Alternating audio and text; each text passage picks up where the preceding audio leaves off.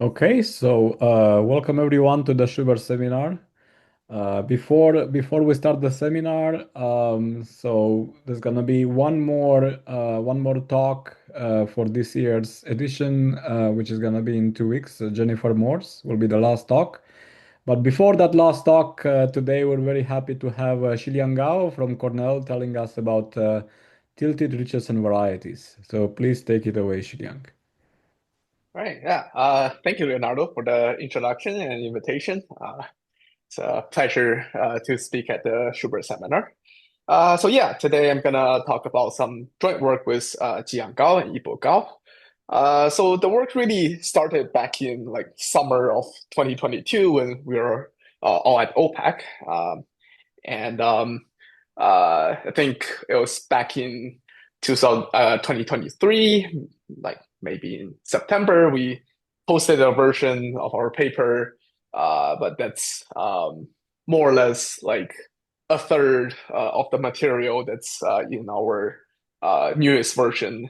It's the archive 2602.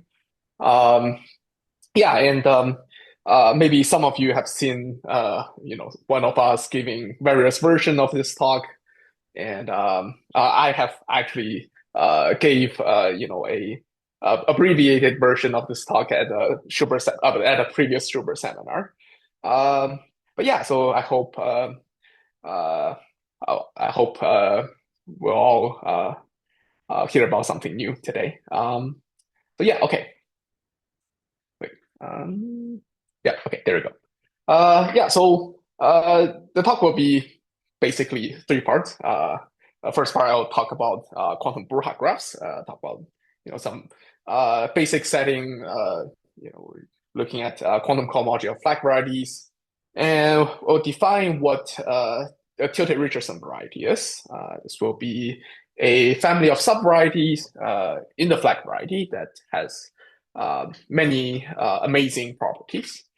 And we'll talk about this generalization of Dildar decomposition that we came up with, and along with some of its applications. Okay, so we start with the complete flag variety.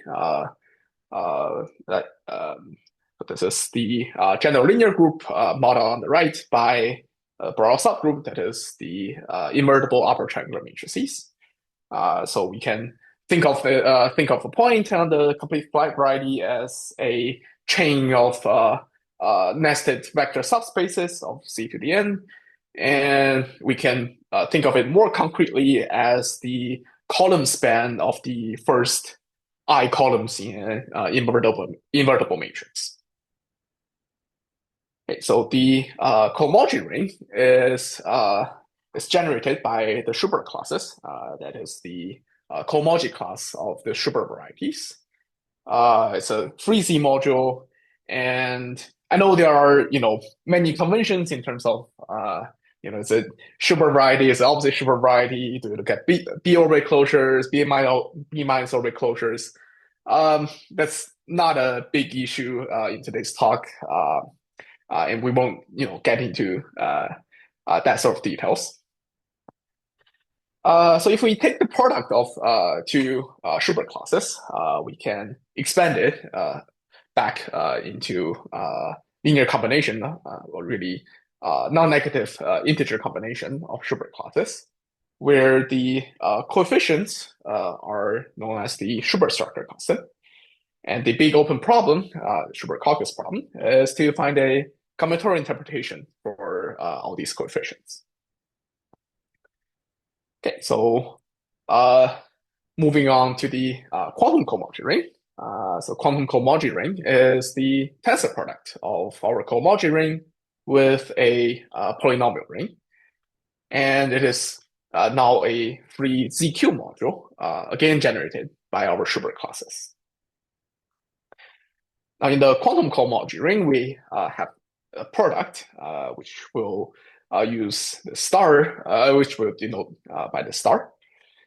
And it can again be, the product can be expanded back into, now ZQ combination of Schubert classes. where the coefficient, the CUVWD, will now be the Gromov weighting invariant. This is again going to be a non-negative integer. And q to the d is just going to be a monomial, be the monomial q1 to the d1, take the product all the way to q n minus 1 to d n minus 1. So d here will be a vector of dimension n minus 1. So for example, if we take n equals 3, and let's say we take the product of the Schubert class 213 with the Schubert class 231. Now, if we're dealing with the cohomology ring, this won't get us anything. But in quantum cohomology ring, we get this expansion Q1 times Schubert class 231 plus Q1, Q2 times the Schubert class 123. Now, one of the motivating questions for us, really for our project, is that what are the weights q to the d that appears in the quantum product, and also what is the minimal of such q to the d. And here by minimality, we're thinking about q to the d1, q to the d less than or equals to q to the d prime if q to the d divides q to the d prime, or if we compare the two n-1 dimensional vectors coordinate wise. It's a partial order, really. And there are many answers to this minimal degree question. Fulton and Woodward express this in terms of certain chains in the Broha graph. Posnikov described this as this minimal weight appearing in quantum Broha graph, which we'll cover later. And Book-Chang, Li, and Mihalcha in 2020 give a description in terms of projecting onto various correspondence.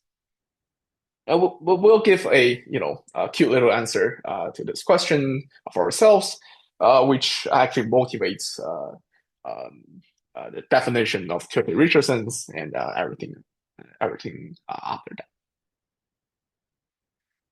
Okay, so quantum Broha graphs. So the quantum Broha graph is a weighted directed graph whose vertices are the permutations in Sn. And it has two types of edges.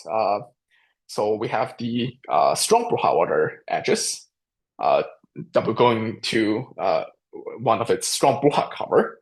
And we label these edges with weight 1. And there's another special type of edge, it's quantum edges, where if we multiply on the right by Tij, and the lengths go down exactly by the length of Tij, then we give it the weight, the product of Qi all the way through Qj minus 1. And it's a theorem by Posnikov that there's a unique minimal q to d that appears in any quantum product. And such minimal q to d is the weight of any shortest path from U to V in the quantum Broha graph. And by shortest, I just mean shortest. So the minimal weight path is actually the same as the shortest path. Let me do an example. Right? This is a kind of complicated definition. Let's look at the quantum Broha graph on S3. So we have all 6 permutations, and we have these black edges going up. These are the edges from our strong Broha order. And we also have these blue edges going down with different Q weights that are our quantum edges. Now, if we let's say if we look at U being 2, 3, 1, and V being 1, 2, 3, then there are so the length of the shortest path from 2, 3, 1 to 1, 2, 3 is 2, and there are 2 ways to get there. We can either first go down to 2, 1, 3, and then go down to 1, 2, 3, Or we can first go up 2, 3, 2, 1, and then go all the way down to 1, 2, 3. And notice that the weight of these two paths, first one is Q2 times Q1, second is 1 times Q1, Q2, are the same. And that is, in fact, the minimum quantum degree that appears in the quantum product. Okay. Shortest, that's just minimal number of steps. Yeah, minimal number of steps. Exactly. Nice. Okay, so I promised a formula, yet another formula for this minimal weight. Now the theorem, that's a lot of words. Let me just do an example, right? So we know this minimal degree will be represented by some vector, d1 through dn minus 1. And I'll tell you how to compute dk. So for example, let's say U is the permutation 4637521 with permutation 5312467, and let's say k equals 4. So we want to figure out d4. Now we'll construct a lattice path, or kind of like Dick path, where we'll move up, move up and to the right if the step is in the first four number in one-line notation of U, so 3, 4, 6, and 7. And we'll move to the right and down if it's in the first four number in one-line notation of V. So in this case, 1, 2, 3, and 5. And notice that 3 is in both of them, so we'll just move towards the right and not do anything. Okay, so we can construct this path. Well, we see 1 is in VK, is in V4, but not in U4. So we'll go down. 2 is in V, not in U, go down again. 3 in both of them, we move to the right. 4 is in U4, but not in V, we go up.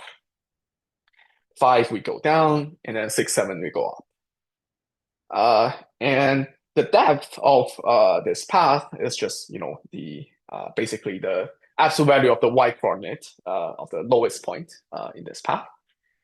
And what we proved is that dk, or in this case d4, is 2.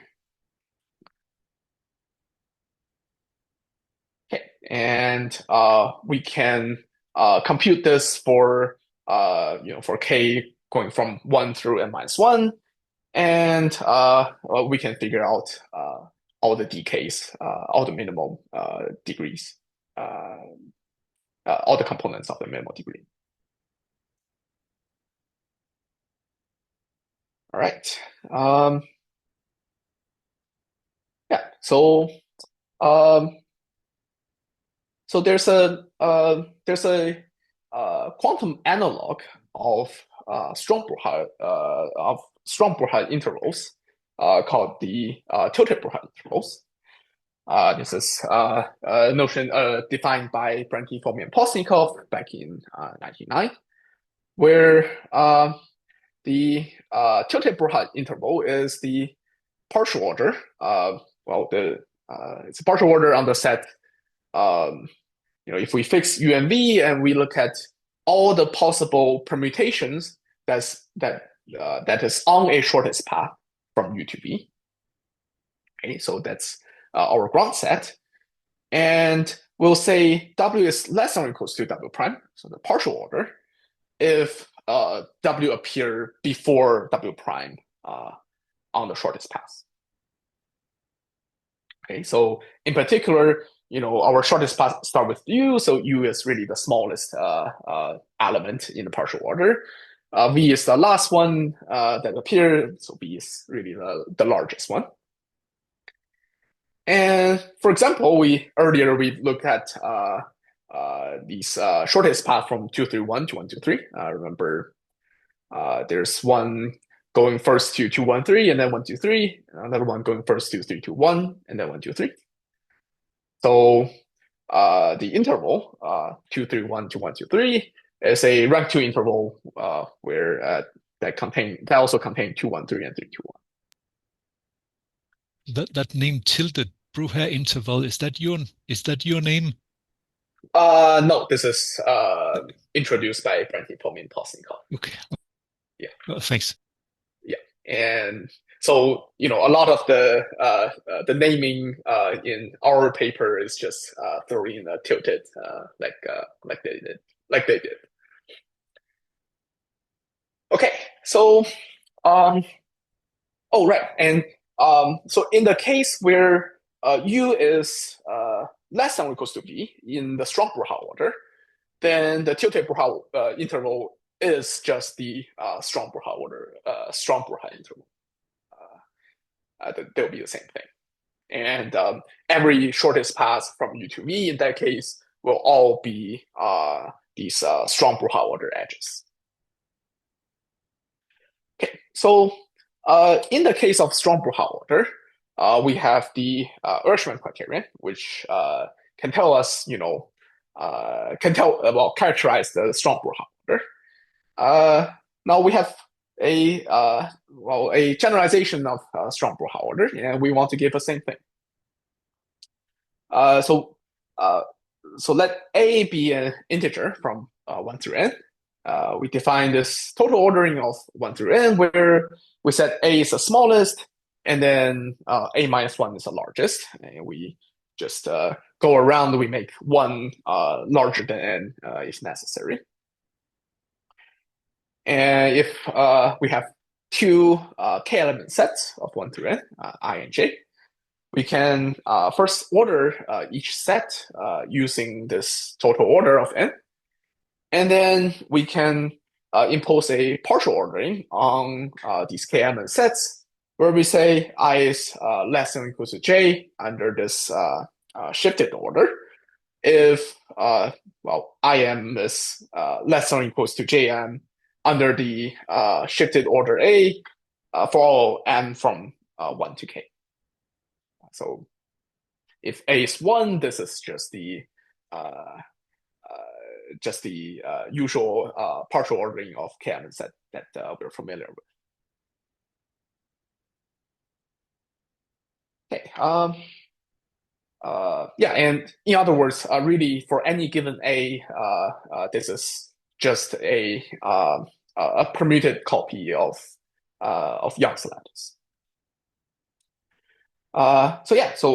Proposition. So if you hand me any two permutation, U and V, I can always find a sequence A, that is a sequence of n-1 integers from 1 to n, so that UK, so the first k numbers in one-line notation, is less than or equals to VK under this shifted order AK. And moreover, given any such A, so any A such that U is less than or equals to B, and we can tell if a permutation W is in the tilted Bruchau order by comparing it under this new order with U and B. If it's in between, then it's in the tilted Bruchau interval. If it's not, it's not.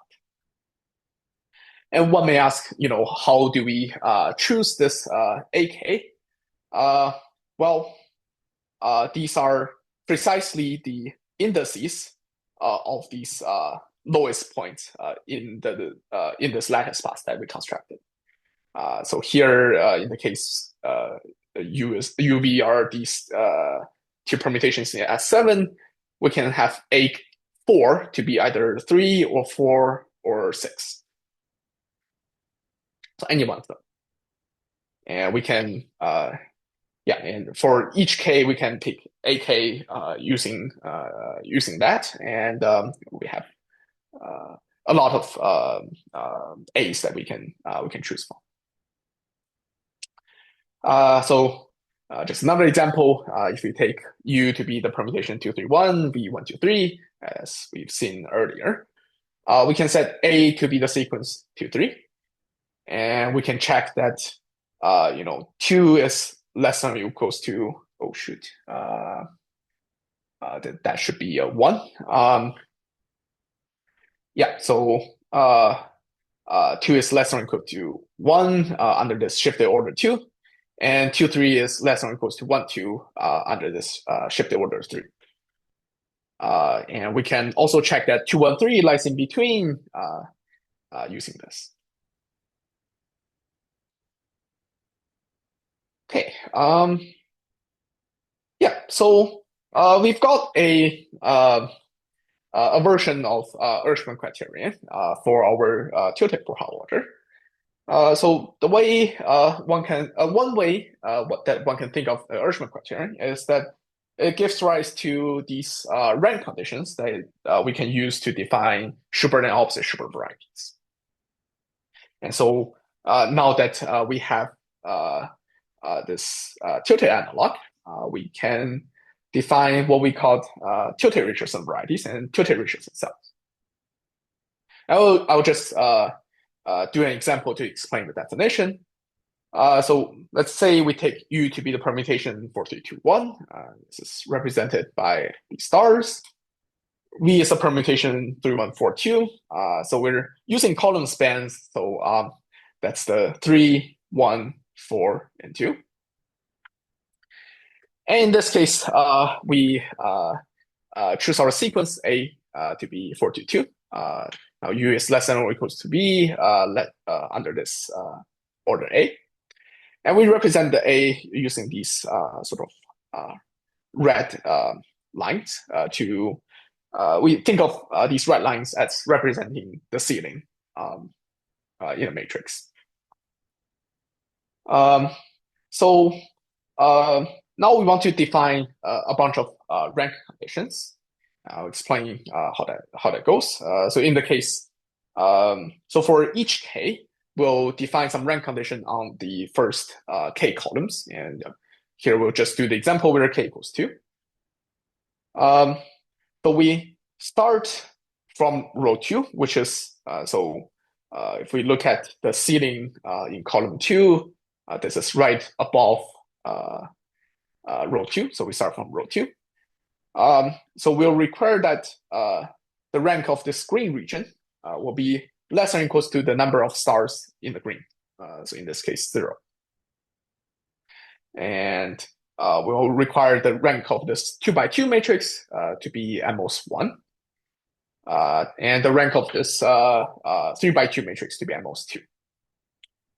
And similarly, so these are the equivalent of conditions defining opposite Schubert varieties, or really the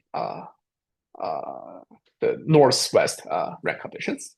And we have the south-west rank conditions. So we have this 1 by 2 matrix, the rank here to be less than or equals to the number of blue dots, which is 1.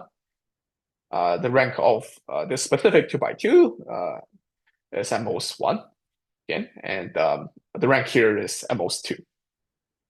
So there are really 6 rank conditions for each of K equals to 1, 2, and 3. And if we replace all the rank at most condition with rank exactly equals, that give us the definition for the tilted Richardson self tilted Richardson varieties. And in particular, if all the A's, if U is less than or equals to V in strong Broughal order, and we can take A to be just all ones, then this is exactly giving us the Richardson variety and Richardson cells. Okay, so the theorem we proved back in 23 is that the definition of tilted Richardson varieties and tilted Richardson cells does not depend on the choice of A. So for whatever A such that U is less than or equals to V, we get the same exact variety. So we'll just lose the A in our in our notation and denote them as TUV and TUV cert. And yeah, so here are some special cases that maybe I've mentioned. Yeah, so if U is the identity, then we know V is larger, greater than or equals to U in strong Broughal order, and in this case, the tilted Richardson variety is the Schubert variety. And similarly, if V is W naught, this is the opposite Schubert variety. And like I mentioned earlier, if they're comparable in Strong-Brouillard order, we just get Richardson variety Richardson cells.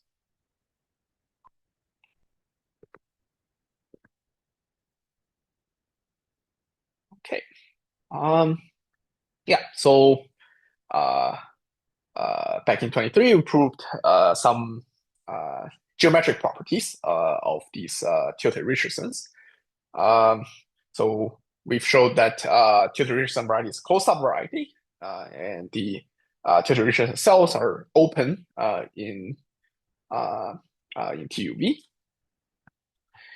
And a coordinate flag or a T-fixed point, EW, lies on the tilted Richardson variety if and only if it is an element in the tilted Brouillard order.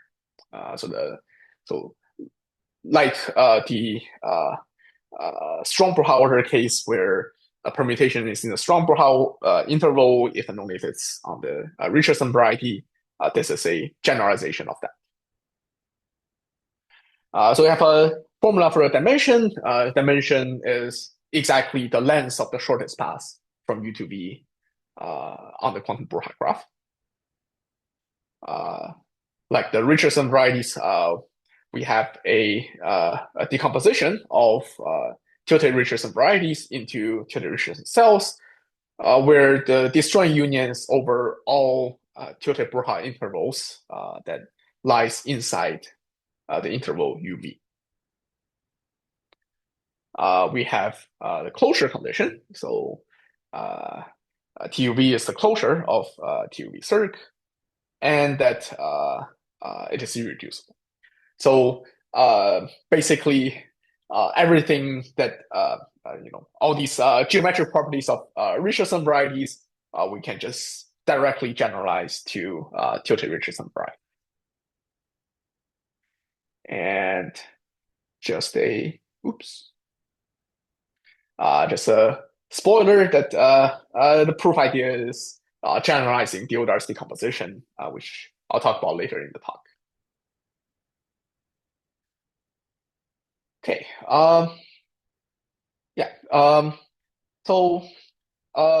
So in the case of Richardson variety, the cohomology class of Richardson variety can be it's actually the product of two Schubert classes. So we can think of understanding the decomposition of a Richardson class into Schubert classes. Well, we can understand the Schubert calculus problem as understanding the expansion of Richardson class into Schubert classes. And now we have some sort of quantum analog of or quantum generalization of Richardson variety. Can we say something about its cohomology class? Well, the answer is yes. But first, let's look at something called curve neighborhoods. This is defined by Book, Chaput, Michalczak, and Perrin in 2013. So if we fix two permutations and fix a degree, the two-pointed curve neighborhood is the union of all degree D rational curves passing through Schubert variety XU and opposite Schubert variety XU and Schubert variety XV. So if D is 0, then what we're getting is, well, this will be the union of all points that's on the Schubert and opposite Schubert variety, so that will just give us the Richardson variety. And when a degree, Q to D, appears in the quantum product, the cohomology class of these curve neighborhoods actually tells us something about the product.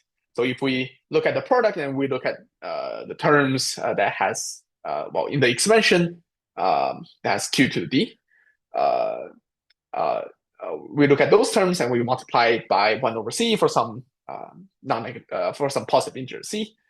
That is the cohomology class of our two-pointed curve neighborhood.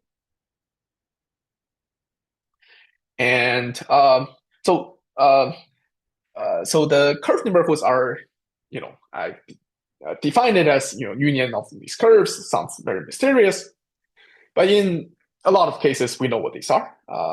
In the Grossmanian, the curved neighborhoods are positive varieties.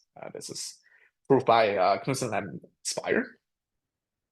In Komensko GMOP, well, they are more generally in Komensko GMOP, they are projected Richardson varieties. And in the complete flag variety case, as I mentioned earlier, if D are all 0, this is just the Richardson variety. And if one of the DIs is 1, all the others are 0, this is again a Richardson variety with different labeled by 2 different permutations. This is work of Lian and Hauke. And if you use the identity, then we're getting a Schubert variety. And we know this the curved neighborhood is going to be empty unless D is at least the D mean the minimal quantum degree coordinate. But I mean, in general, we don't quite know which flag lives in a 2-pointed curved neighborhood. And so our theorem will be proved is that if we look at the 2-pointed curved neighborhood in the minimal quantum degree, this is exactly the tilted Richardson variety TUV.